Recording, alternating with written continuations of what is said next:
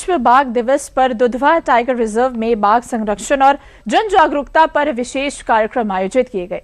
Field director doctor H Raja Mohan ने बताया कि बाघ बचाओ अभियान में स्थानीय लोगों और स्कूली बच्चों की सक्रिय भागीदारी सुनिश्चित की जा रही है। उन्होंने कहा कि जन सहयोग और संरक्षण प्रयासों के कारण बाघों की संख्या में लगातार वृद्धि हो रही है। सरकार बाघों के प्राकृतिक आवास की सुरक्षा और वन क्षेत्रों के आसपास रहने वाले लोगों को जागरूक करने के लिए निरंतर अभियान चला रही है।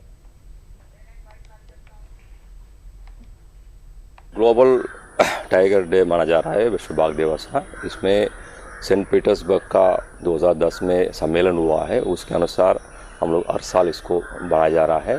तो उसमें भी निर्णय लिया गया था अगले 10 साल में वो टाइगर का संख्या दोगुना बढ़ने के लिए। वो भी कल्पना पूरा किया गया। भारत ने एकलौता का देश है, 13 देश में वो पूरा किया गया है। बाघ को गणना, बाघ का संख्या को दोगुना बढ़ाया गया था।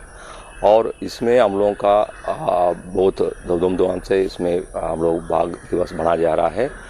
वो खास तौर से बाघ का संख्या बढ़ने के कारण वो आने वाले मानव वन्यजीव संघर्ष को मिटाने के लिए हम लोग प्रयास कर रहे हैं। लगातार हमारा जो अवेयरनेस कैंपेन चल रहा है, बाघ मित्रों को चिन्हित करके उनको ट्रेनिंग दिया जा रहा है। जो लेटेस्ट टेक्निक्स है, जैसे आपका एआई कैमरा से और ड्रोन कैमरा से और इंफ्रारेड कैमरा से, उसको लगा करके बाघ का मूवमेंट और बाघ के साथ साथ अन्य वन्यजीव को भी मूवमेंट का निगरानी किया जा रहा है। जैसे बाघ का सूचना मिलने के बाद और किसी तेंदुआ और हाथी का मूवमेंट का सूचना मिलने के बाद हमारा स्टाफ पहुंच जा रहा है और मानव वन्यजीव संघर्ष को कम करने के लिए कहा है। और सभी स्कूलों कॉलेजों में बाघ को बचाना है, उसके बारे में हम लोगों का कार्यक्रम चल रहा है। आज उसका अंतिम दिन है, वो सबको पुरस्कार दिया जा रहा है। अंतर्राष्ट्रीय बाघ दिवस पर दुनिया भर में बाघों के संरक्षण का संदेश दिया जा रहा है।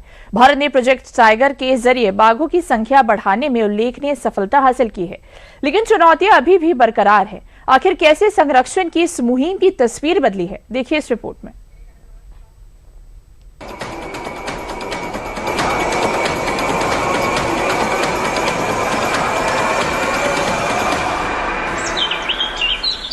अंतर्राष्ट्रीय बाघ दिवस वो दिन जो हर साल 29 जुलाई को पूरी दुनिया में मनाया जाता है। इसका मकसद साफ है, बाघों के संरक्षण के प्रति लोगों को जागरूक करना और इस शानदार जीव को विलुप्त होने से बचाना। ये दिन हमें उस वन्य जीव की याद दिलाता है जो अपने अस्तित्व के लिए संघर्ष कर रहा है। 1900 के शुरुआती वर्षों में एशिया के जंगलों में 1 लाख से अधिक बाघ स्वतंत्र रूप से विचरण करते थे।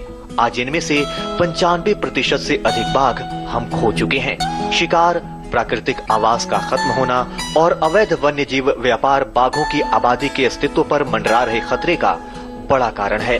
2006 तक भारत के जंगलों में केवल 1411 बाघ बचे थे। ये संख्या आजादी के समय मौजूद लगभग 40,000 बाघों की तुलना में एक चिंताजनक गिरावट थी। 1972 में बाघ के शिकार पर प्रतिबंध लगाया गया और 1973 में प्रोजेक्ट टाइगर की शुरुआत हुई। इसकी शुरुआत 9 बाघ संरक्षित क्षेत्रों यानी रिजर्व्स के साथ हुई और शुरुआती दौर में इसके सकारात्मक परिणाम दिखाई दिए। लेकिन शिकार, कमजोर निगरानी व्यवस्था और आंकड़ों के गलत संग्रह के कारण कई चुनौतियां सामने आईं। 2006 में इस परियोजना को एक व्यापक पारिस्थितिकी आधारित दृष्टिकोण के साथ फिर से मजबूती से शुरू किया गया। इसके बाद इसके परिणाम सामने आने लगे। 2022 तक भारत में बाघों की संख्या बढ़कर 3682 हो गई, जो 58 बाघ संरक्षित क्षेत्रों में फैली हुई है। और ये बाघ संरक्षित क्षेत्र 82,000 वर्ग किलोमीटर से अधिक क्षेत्र में फैले हैं। बाघ केवल राष्ट्रीय गौरव का प्रतीक नहीं है, बल्कि वे पारिस्थितिकी तंत्र के संरक्षक भी हैं। बाघ जंगलों के संतुलन को बनाए रखते हैं और जैव विविधता की भी रक्षा करते हैं। लेकिन खतरे अब भी मौजूद हैं। प्राकृतिक आवास का नुकसान, अवैध शिकार, मानव वन्यजीव संघर्ष और जंगल के कमी होने जैसी चुनौतियां लगातार बनी हुई हैं। कुल मिलाकर कहें तो बाघ है, जंगल है, जैव विविधता है, पर्यावरण है, तभी हम संरक्षित हैं। आइए इस इंटरनेशनल टाइगर डे पर ये संकल्प लें कि हम इनकी प्राकृतिक आवासों को बचाएंगे और इन्हें संरक्षण देंगे।